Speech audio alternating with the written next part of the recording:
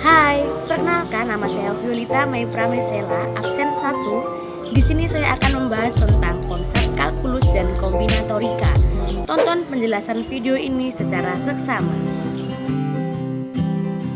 Pembahasan yang pertama yaitu fungsi. Kata fungsi pertama kali digunakan oleh Georg Leibniz tahun 1673 untuk menunjukkan nilai kemiringan suatu kurva pada titik tertentu. Fungsi tersebut dinamakan fungsi turunan.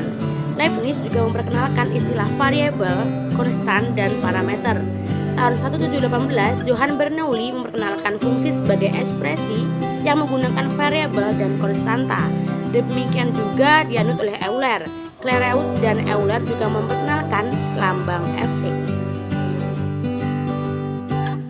Pembahasan yang kedua yaitu limit, turunan, dan integral. Matematikawan Yunani yaitu Zeno dari Elea sekitar 460 sebelum Masehi mengemukakan 4 masalah yang berkaitan dengan ketahinggaan dan dikenal sebagai paradoks Zeno.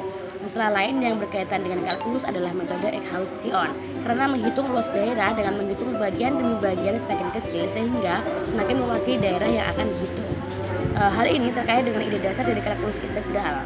Metode ini digagas oleh Educus sekitar 70 sebelum Masehi. Masalah yang kedua yaitu menghitung harga dengan cara luas poligon.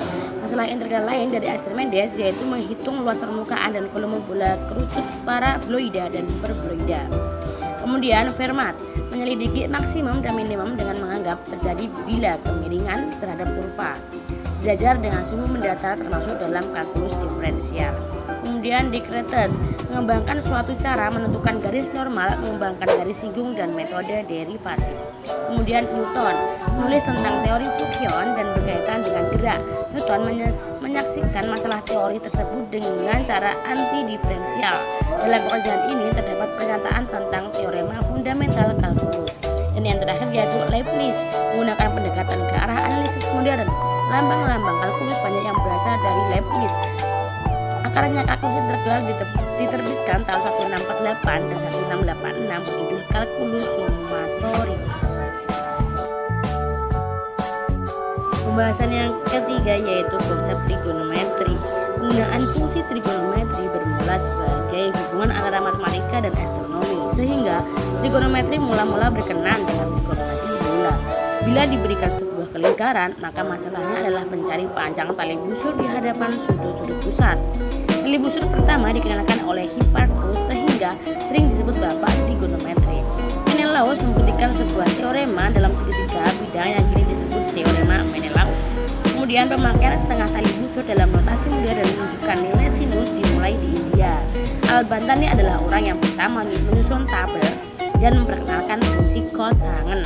Abu al-Wafa dikenal sebagai yang pertama kali menggunakan fungsi tan dan menyusun tabel tan dan sin.